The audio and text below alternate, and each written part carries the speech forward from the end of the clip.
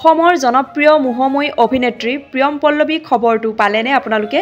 এইমাত্ৰ আহিল জনপ্ৰিয় অভিনেত্ৰীগৰাকীৰ এটি ডাঙৰ ভাল খবৰ। হয় বন্ধু বান্ধৱীসকল, তেখেতৰ এই ভাল খবৰটো পাই তেখেতৰ অনুৰাগীসকল খুবেই আনন্দিত হৈছে আৰু তেওঁ শুভেচ্ছাৰে উপচাই পেলাইছে। পিছে অভিনেত্ৰীগৰাকীৰ ভাল খবৰটোনো কি জানিবলৈ ভিডিঅ'টো শেষলৈকে চাই থাকিব। আৰু অভিনেত্ৰী প্ৰিয়ম পল্লৱীৰ অভিনয় চাই আপোনালোকে কোনে কোনে ভাল পায় প্লিজ কমেণ্ট কৰি জনাবচোন।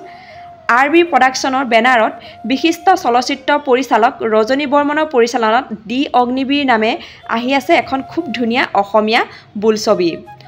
অগ্নিবীৰ নামৰ চলচ্চিত্ৰখনৰ সোমবাৰে এটি আইটেম গীতৰ চিত্ৰগ্ৰহণ কৰা হয় আৰু আইটেম গাৰ্ল হিচাপে নাচিছে মোহময়ী অভিনেত্ৰী প্ৰিয়ম পল্লৱীয়ে। হয় বন্ধু বান্ধৱীসকল, আপোনালোকে সকলোৱে অভিনেত্ৰী প্ৰিয়ম পল্লৱীক এইবাৰ আইটেম গাৰ্ল হিচাপে দেখিবলৈ পাব অগ্নিবীৰ নামৰ চলচ্চিত্ৰখনত। গীতটিত সংগীতেৰে সজাইছে সংগীত পৰিচালক অজয় ফুকনে আৰু গীতটিত কণ্ঠদান কৰিছে কুসুম কৈলাশ আৰু শাৰদী বৰাই। কুসুম কৈলাশক এইবাৰ গীতটিত আপোনালোকে অভিনয় কৰাও দেখিবলৈ পাব। সঁচাকৈ প্ৰিয়ম পল্লৱীৰ খবৰটো পাই খুবেই ভাল লাগিল। তেওঁক এইবাৰ নতুন ৰূপত দেখিবলৈ পাব আপোনালোকে। আৰু ভিডিঅ'টো চাই যদি ভাল লাগিলে ভিডিঅ'টো প্লিজ লাইক কৰিব, কমেণ্ট কৰিব, শ্বেয়াৰ কৰিবলৈ নাপাহৰিব।